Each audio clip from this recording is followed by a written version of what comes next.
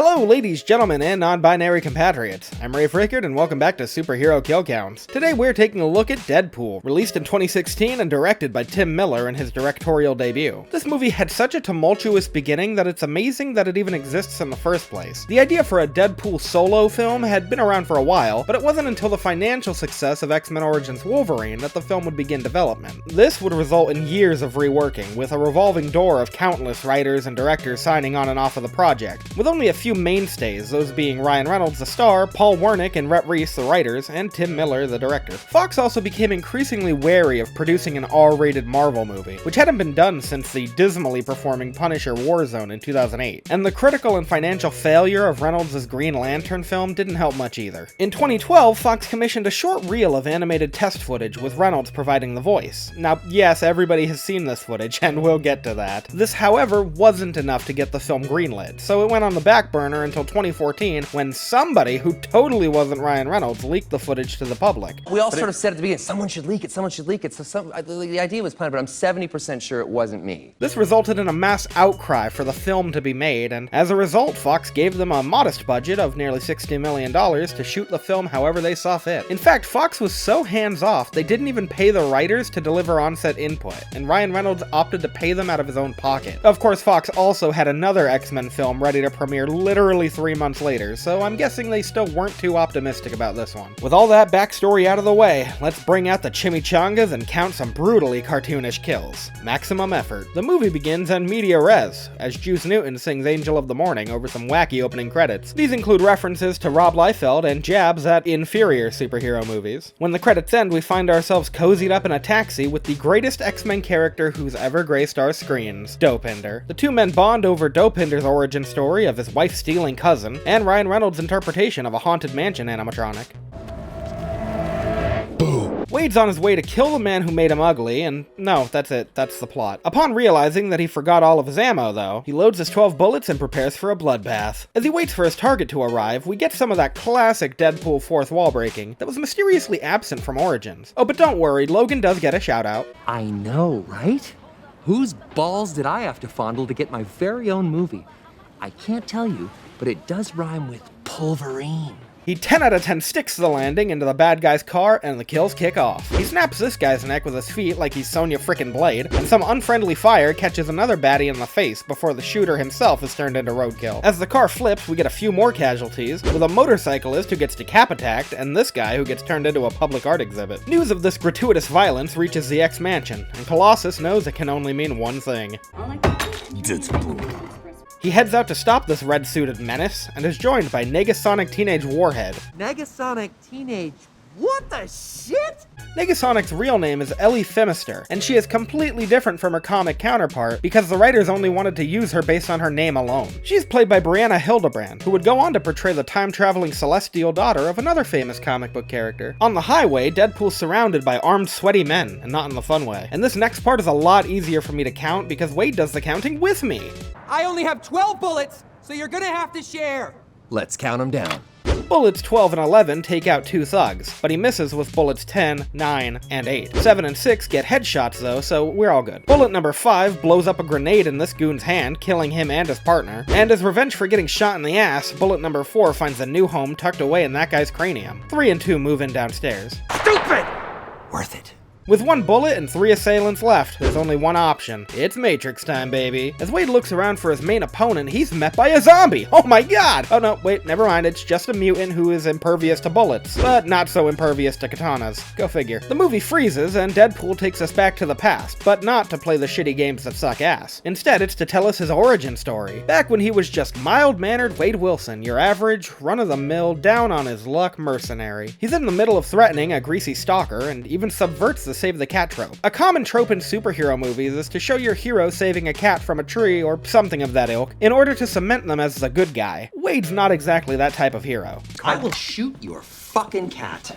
Also, Kevin Feige. I wonder if they knew Deadpool would be joining the MCU back then. The ominous shadow of the mouse looms over us all. When he's not kicking names and taking ass, Wade likes to unwind at Sister Margaret's, a bar for mercenaries run by his buddy Weasel. He's played by TJ Miller, who you may recognize from the Emoji Movie or his myriad of assault allegations. This bar is so disreputable, in fact, they even allow creator cameos! Buck Liefeld. Hey, Wade. Oh, and I guess the Deadpool is pretty messed up too. A pool in which the patrons place bets on which of them is gonna die next. While Wade buys the next round, he's confronted by a prostitute named Vanessa, played by Morena Baccarin, who also played Lee Tompkins in Gotham around the same time as this movie. They hit it off and he pays her to put balls in holes. Skee-ball. It's skee-ball. Don't age restrict me, YouTube. Anyway, Wade gets pegged. Their relationship develops over the course of a year, and by Christmas they're engaged. But first, let me take a selfie. They couldn't be happier, which is why Wade has to fall unconscious only to find out that he has cancer, because who wants to see a movie about happy people? Vanessa is understandably upset while Wade tries to play it cool and come to terms with his fate, even though in reality he is so racked with the fear of leaving Vanessa that he agrees to meet with some skeevy recruiter for a shady superpower program who promises to cure his cancer. He finds himself strapped to a stretcher at the Walmart brand Weapon X program and comes face to face with his soon-to-be torturer, Francis Freeman, or Ajax if you're pretentious, and his assistant Angel Dust, played by the worst part of The Mandalorian. When Wade first meets her, he makes an unfortunately aged joke that could come across as transphobic, so I can only assume that was Gina Carano's contribution to the story. Ajax injects him with a serum that will either trigger a mutation under intense stress or kill him outright. He explains that he once went through the same treatment, which gave him enhanced reflexes and took away his ability to feel pain, or feel anything for that matter. He leaves Wade in the care of Angel with a nugget of wisdom. One thing that never survives this place is a sense of humor. We'll see about that. Cue the torture montage, set to Mr. Sandman because my god, that song is everywhere. It's not all waterboarding and electrocution though, because Wade still manages to make a friend by the name of David Cunningham. They pass the time by making bucket lists and sharing some dirty little secrets. Hey, don't take any shit from him, Cunningham. How tough can he be? With a name like Francis. Great British Bake Off over here retorts with a sly Origins reference. Why don't you do us all a favor and shut the fuck up? Or I'll sew your pretty mouth shut. Oh, I wouldn't do that if I were you. William Stryker, you are not. Ajax tells Wade that his plan is to give him superpowers and then auction him off to terrorists, and when the bad guy tells you what his plan is, it's basically like a kidnapper removing his mask. You're not walking away from that. He puts Wade in a fucked up hyperbaric chamber meant to keep him in a constant state of unending agony, which finally does trigger his mutation, and also turns him into a California raisin. On his second go around in the chamber, he snags a match off of Angel and uses it to cause an explosion, freeing him from his torture box. He and Ajax have a heated duel, which results in some fully naked Ryan Reynolds. I watch Deadpool for the plot. It ends when Ajax sticks Wade through the chest and leaves him to burn, along with his poor friend Cunningham. Wade survives, of course, and unable to return to Vanessa, because for some reason he thinks she's so shallow that his face alone would result in an instant rejection. He starts down the path of revenge, believing Ajax is the only person who can reverse his mutation. He doesn't care if Weasel knows though, so together they form his superhero identity. Deadpool. Captain Deadpool. No, just Deadpool, yeah. The next montage actually features kills. Oh boy, does it feature kills. As Wade goes through different variations of costumes and meets a friendly blind woman named Al, God, I miss cocaine. Team Headkick's Deadpool rap plays, and I cannot tell you how much I lost my shit in the theater when I heard that. On his many outings, he stabs a goon through the goon gullet with a steel pipe, caps a goon in the head off screen, shoots 3 more in a warehouse, stabs through a man's skull, we get an Elvis-style kill, a head crush, another off-screen headshot, and he even gets a little creative with it in the end. You're about to be killed by a Zamboni! His grind pays off when he's reunited with that sleazy recruiter, where he cuts his bodyguards down to size and tortures some information out of him, before killing him off-screen. Never noticed how many off-screen deaths there are in this movie until now. Now we're all caught up. Wade is facing off with the man he came here for. He's about to give Franny the old curb stomping, but the X-Men arrive just in time. They pull him aside to try to convince him to come back to the mansion with them, but their bants go on for so long that Ajax manages to escape, causing Wade to go apeshit. That doesn't work out too well for him. Colossus cuffs him and begins dragging him back home. Let us go talk to the professor. McAvoy or Stewart? These timelines are so confusing. But he has a handy solution to getting out of the situation, and he hitches a ride on a garbage truck. Nowadays, he's living with Al and assembling IKEA in between murderous bouts. So as he lies low, waiting for his hand to grow back, Ajax and Angel pay a visit to Sister Margaret's. They find Wade's selfie and devise a plan on how to lure him out. Weasel and Wade go to the strip club where Vanessa works to warn her, but they only manage to find a Stan-tastic cameo when Francis gets to her first. Wade doesn't take too kindly to Mr. Steelio Girl, and agrees to meet with him for the big climactic battle. He packs up every gun in his arsenal and assembles his friends to join his fight, or at least the willing ones. I'd go with you, but I don't want to. He heads to the X-Mansion and recruits Colossus and Negasonic Teenage Warhead before calling the best cabbie this side of Vancouver. It's a big house. It's funny that I only ever see two of you. It's almost like the studio couldn't afford another X-Man. D&D discusses that wife-stealing cousin again, and Dopinder updates us that he's taken a page out of Wade's book by kidnapping his cousin and tossing him into the trunk so he can win his crush back the old-fashioned way, homicide. The trio arrive at their destination only to realize Wade forgot all of his guns again. I swear, DP, you'd lose your hand if it wasn't attached. This was actually done for two reasons. One being that the budget didn't allow for the big shootout they originally planned for the finale, and the other being that they wanted Deadpool to rely more heavily on swordplay, which is something that sets him apart from other gun-toting anti-heroes. He calls Dopinder, but unfortunately for Cousin Bantu back there, he's a little tied up right now. Ajax and Angel reveal themselves, but not in the inappropriate way, and this scene changed the way I look at superhero movies going forward. Superhero landing! Yeah, that's really hard on your knees. Totally impractical. They all do it. I swear to God, I never noticed how often characters in comic book movies use that exact landing pose until this movie pointed it out to me. You know, maybe I should rebrand into superhero landing counts. Colossus and Angel Dust duke it out as Deadpool and Negasonic mow their way through a crowd of nameless soldiers. Well, nameless except for Bob. Bob? Wait? Oh my God, I haven't seen you since Jacksonville. TGI Fridays.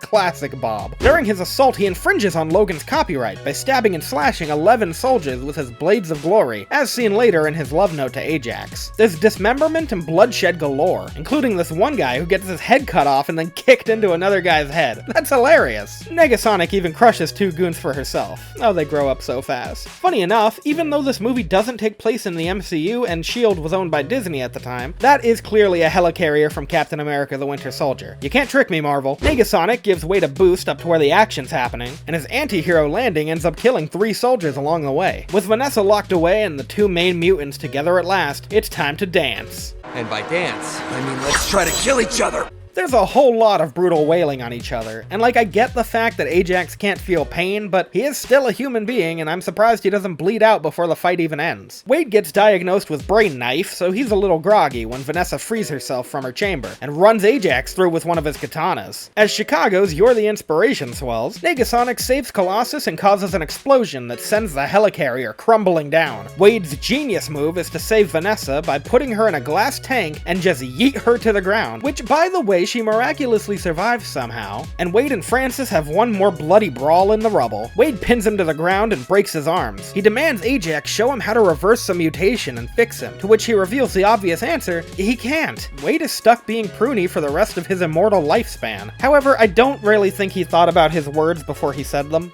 After all this, you can't fix me? It sounds even stupider when you say it. Like the kind of stupid who admits he can't do the one thing I'm keeping him alive for?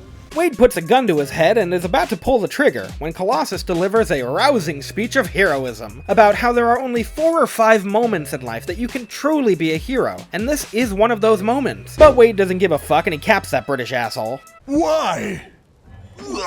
You were droning on! With the big bad dead, there's only one thing to do: get the girl. She is understandably pissed at him for just up and leaving her, but she comes around pretty quickly and he even shows her his true face. His other true face. The movie ends with Colossus and Negasonic heading back to the mansion as Wade and Vanessa share one more finale-worthy kiss. Our post-credits scene is ripped straight from Ferris Bueller's Day Off, where Wade tells us, it's over, go home. You expecting Sam Jackson show up with an eye patch and a saucy little leather number? Go. But he does confirm that in the sequel they're gonna have Cable, and hype was instilled into the X-Men fandom once again. In total, there were 47 kills in Deadpool. You'd think there would be more considering its reputation, but at least that R rating made them bloodier than any previous movie, and the sequel gets even gorier. The Platinum Battering for coolest kill goes to the one goon who gets decapitated and his head gets kicked into the other goon, because how could it not? Did you guys see that? That is awesome! The Rusty Shield for lamest kill is a bit difficult to place, because even the off-screen kills imply something pretty brutal, but I'll have to give it to the Recruiter, because we all wanted to see that creep get what was coming to him, but the bone crunches and the fourth wall break were pretty nice touches. Deadpool came out in 2016 as pansexual. Oh, and also as a movie. This throwaway flick that Fox took a gamble on paid off incredibly well. It became the highest grossing X-Men movie at the time, and is currently the 3rd highest grossing R-rated movie of all time, just under Joker and Deadpool 2. I firmly believe Fox expected this movie to tank, and for X-Men Apocalypse to be their 2016 2016 hit, oh how the turntables. This movie was praised by critics and fans alike, owing to its intense action sequences and its great sense of humor. I mean, sure, some of the fart jokes don't land, but the fact that this movie has fart jokes at all and is still considered a masterpiece is just astonishing in its own right. And the camaraderie behind the scenes really seemed like everybody had a good time making it. It really feels like a passion project. Hell, Ryan Reynolds even stole one of the Deadpool costumes after filming and nobody bothered to take it back from him. I would chalk this up as one of my favorite comedies of all time personally. I can basically quote this entire movie beat for beat. Next time, however, we'll be taking a look at a movie I'm sure absolutely nobody can quote a single line from when we cover X-Men Apocalypse. See you then, super friends.